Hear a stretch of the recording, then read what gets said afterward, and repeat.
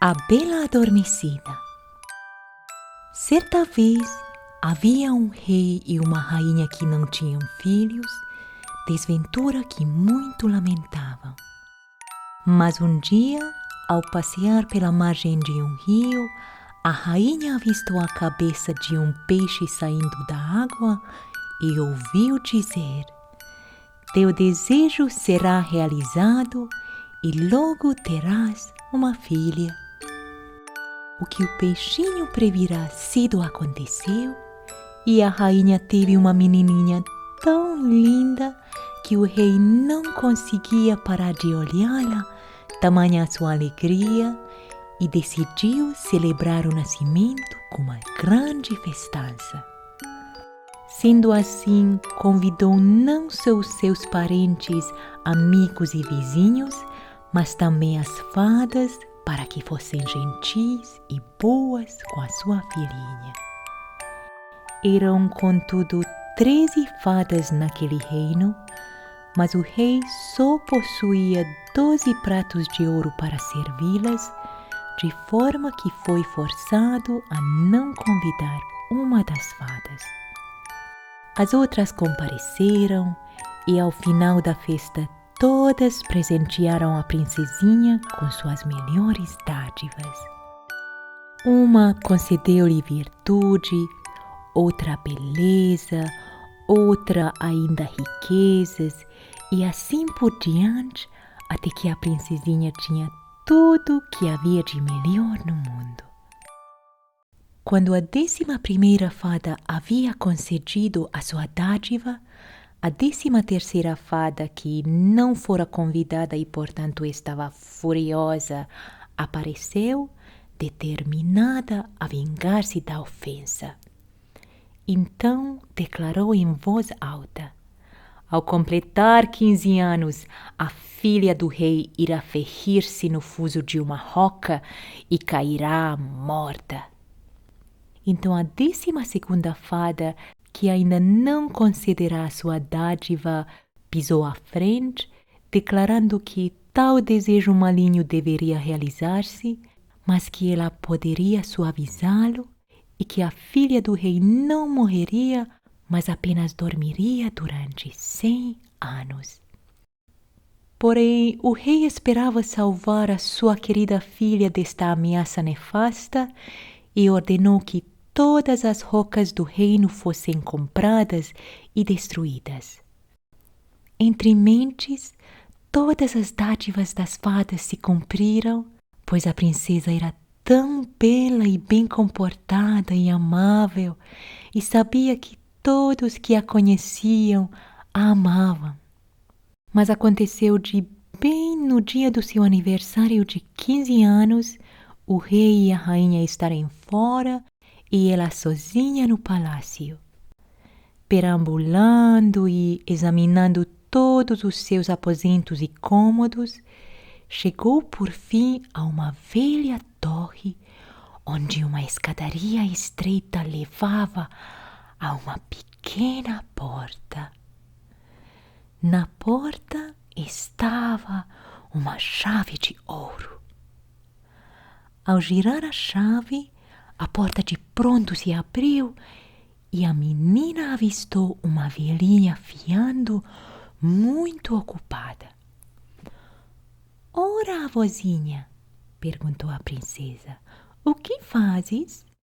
"Estou fiando", respondeu a velhinha, balançando a cabeça. "Como é bonito o movimento desta roda!" a menina exclamou e tomou da roca para fiar. Porém, mal encostou a mão no fuso, a profecia se cumpriu e ela foi dar sem vida ao chão. Mas não estava morta, apenas caíra em um sono profundo. E o rei e a rainha, que haviam acabado de chegar, e toda a corte igualmente mergulharam no mesmo sono profundo. Os cavalos adormeceram nos estábulos, os cães no pátio, os pombos no telhado das casas e as moscas nas paredes.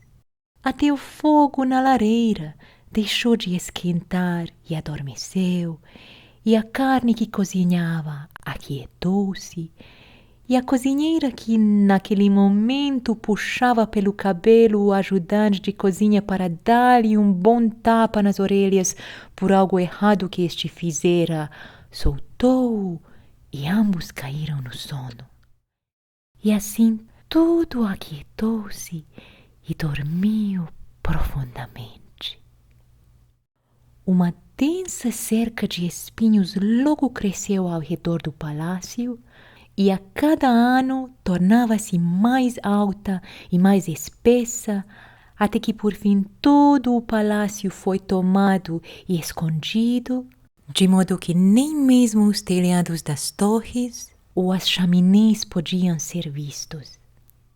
Mas por todas as terras se falava da bela menina adormecida, Botão de Rosa, pois era esse o nome da filha do rei, e de tempos em tempos apareciam filhos de reis que tentavam penetrar por entre os espessos espinhos e chegar ao palácio. Isto jamais conseguiram, pois os arbustos de espinhos agarravam-nos como se tivessem mãos e dedos, e lá eles ficavam presos, morrendo miseravelmente. Após muitos anos, o filho de um rei chegou àquelas terras e um homem velho contou-lhe a história dos arbustos de espinho e de como escondiam um lindo palácio no qual uma bela princesa chamada Botão de Rosa dormia profundamente com toda a sua corte. Relatou-lhe também como ouvira do seu avô que muitos príncipes haviam tentado penetrar por entre os arbustos, mas acabaram neles ficando presos e morreram. Mas o jovem príncipe afirmou: "Nada disso me assustará. Eu verei Botão de Rosa." O velhote tentou dissuadi-lo, mas ele insistiu em ir. Ora, naquele exato dia completavam-se 100 anos desde o encantamento, e quando o príncipe se aproximou dos arbustos de espinhos, nada encontrou a não ser belas moitas floridas, entre as quais passou facilmente, mas que depois fecharam-se por trás dele tão firmemente quanto antes.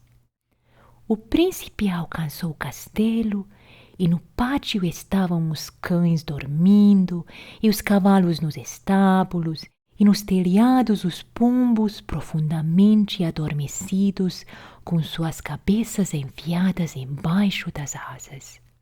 Quando entrou no palácio, as moscas dormiam nas paredes, e a cozinheira na cozinha ainda tinha a sua mão levantada como se fosse dar uma tapa no ajudante, e a aia continuava sentada com uma ave negra ao colo pronta para depená-la.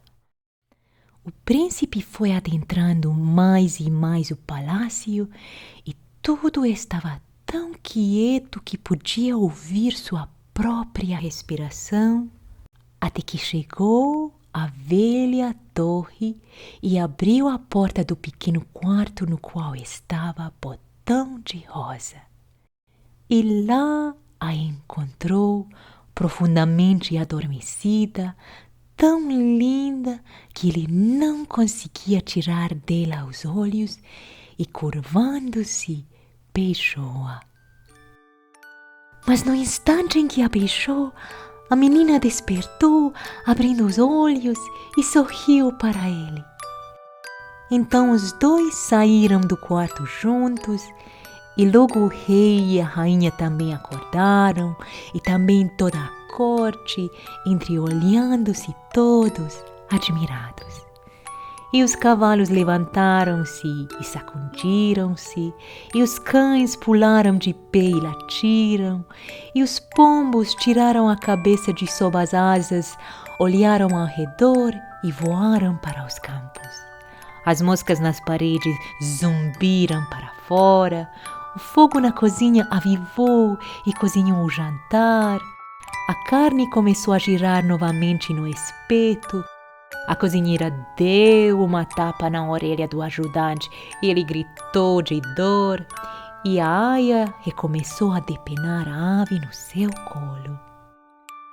Depois disto, foi celebrado o casamento do príncipe com um botão de rosa e juntos os dois viveram felizes para sempre.